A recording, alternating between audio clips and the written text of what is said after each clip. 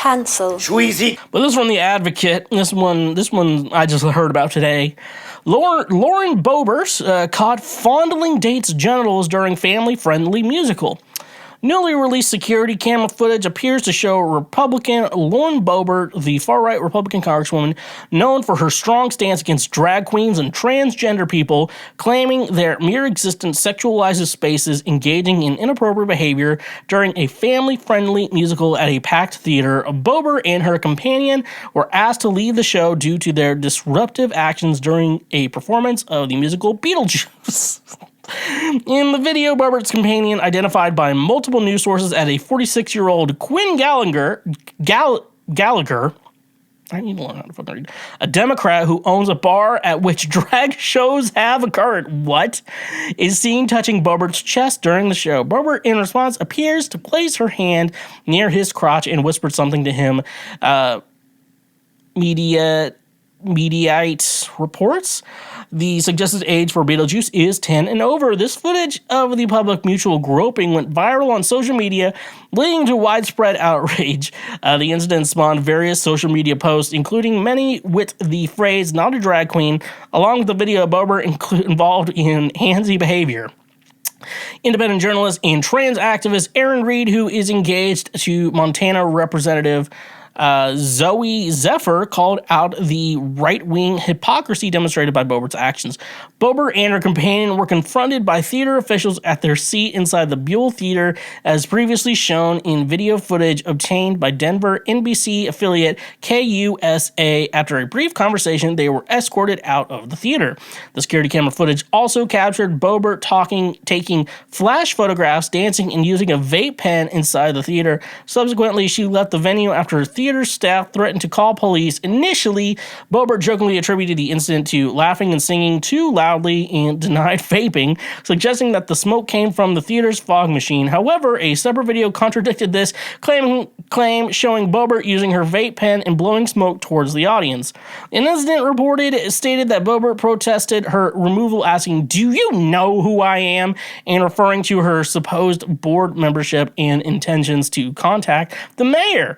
Many people noted the apparent hypocrisy of Boebert's actions given her history of making derogatory remarks about the LGBTQ plus community, painting its members as sexually deviant. Boebert issued an apology on Friday expressing regret for the vaping incident, which she claimed to have no recollection of, and attributing her disruptive behavior to ongoing divorce proceedings, the Colorado Sun reports.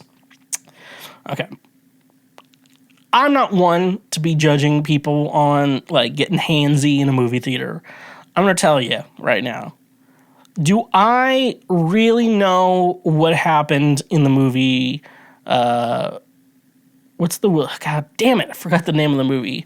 God damn it. I had a good old fucking rant. I can't remember the fucking movie. The Pursuit of Happiness.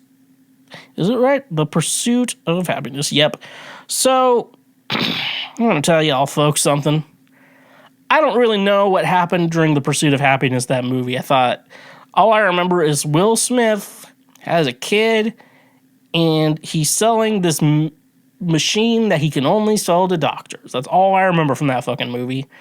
And I think they played it when I was in school, too. They actually played it when I was in 8th grade, and it came in 7th grade. And I'm going to tell you something. You're in the 7th grade. You're figuring out women for the first time. And that's all I'm going to say. That was and to be honest with you, her dad was a couple rows ahead of us because she didn't want it. I don't know what kind of father you have. Maybe just not the smartest dad, but supportive kind of dad who will let his daughter go on a date with me. And I'm going to say, back then, I was way more of a little shit than I was right now.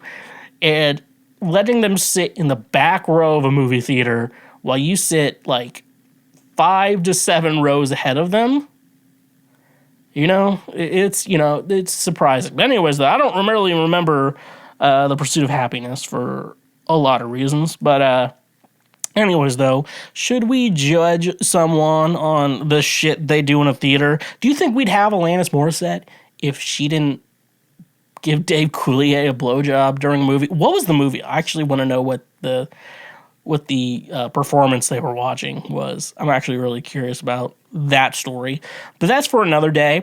Today we're talking about why Republicans are hypocrites, and Lauren Boebert is not one. No, I don't want to shame her, for doing that shit. But first of all, she's like 38 or something like that, and a grandmother.